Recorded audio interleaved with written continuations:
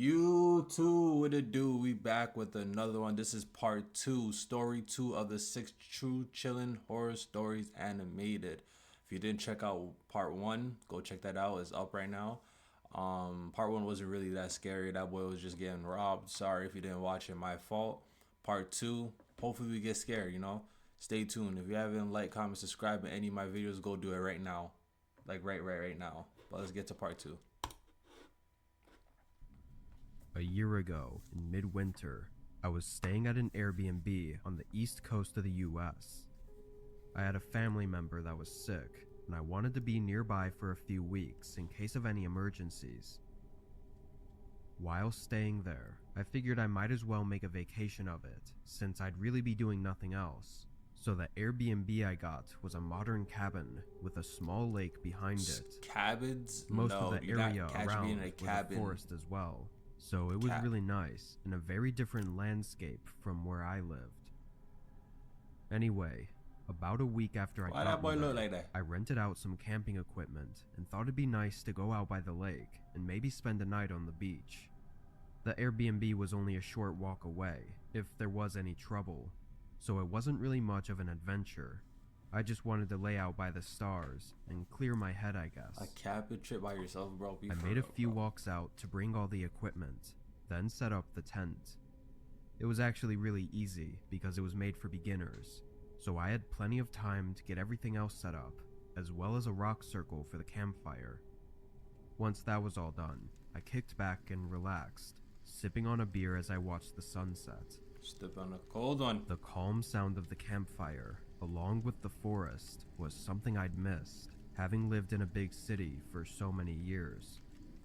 But maybe 20 or so minutes after the sun had set, I was caught off guard by a guy walking up to my campsite.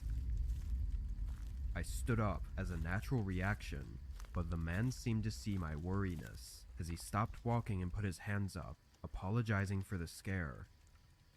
He was about the same age as me, mid-30s, but was very tall That and boy skinny. strong as fuck.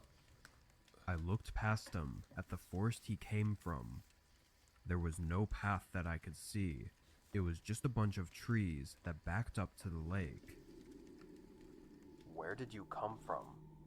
The man made a short grin as he said he was just staying in a place on the other side of the lake and saw my Why his head campfire, moving like that? so he thought he'd come out and have a beer with me. I gave a nervous smile, as that wasn't exactly a normal thing to do would've ran. way out in the middle of a forest, and on second thought, I was pretty sure there were no houses on the other side of the lake. "I'm actually not looking for company right now. Sorry," I said politely, hoping this could be a quick, harmless interaction. The guy seemed almost puzzled by my response, as his grin went down to a straight face. He glanced at the Airbnb that was behind me and stayed quiet. Then after a few moments of silence, he said okay and walked back the way he came.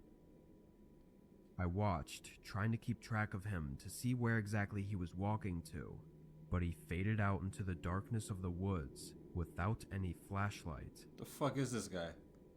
Feeling pretty unnerved, I decided to grab most of my stuff I'd run and home. pull it back to the Airbnb, Thank you. not wanting to risk being outside with that guy around.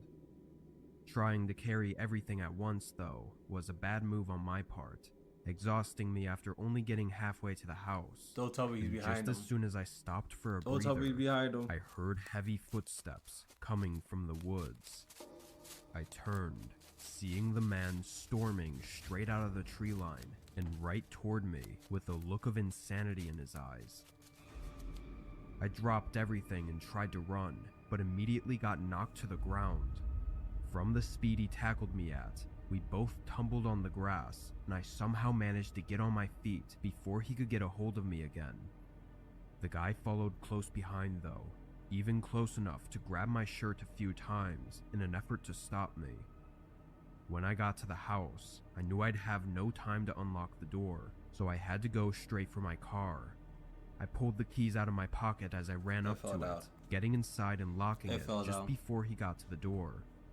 I turned it on and put it in reverse as the man slammed his fists into the window, shattering it with just a couple punches. He reached in and grabbed my arm as I backed up, swinging the front of the car in his direction. It must have caught him by surprise because he didn't move fast enough to get out of the way. All I saw was his body slam onto the ground and not get up as I drove away. Why are you talking like that? I called for help immediately while I drove, wanting the police to get there quickly to get some answers out of him. Don't tell me he's in a But when backseat. they got there, the man was gone. All that was left If this were guy's some in the shoe back prints seat, bro. leading back If into this the guy's woods. in the back seat, bro. If this guy's in the back seat, I was done. Damn. That one was better. That one was not really scary, but imagine, like, yo, you chilling, go to Airbnb chilling, and a man started chasing you. You're done. You're done. You're done. Then he breaks the glass. Yeah, you're done. That one on the mic, scary. It's like a 6.97. It was kind of good. It didn't really scare me, but it was a good story. That's part 2 out of 6. We have 4 more to go. If you're still here, make sure you like, comment, subscribe. What do you think? Was that kind of scary? Was it not? We'll be back with another one. We'll be back with part 3. Thank you all for watching. Peace.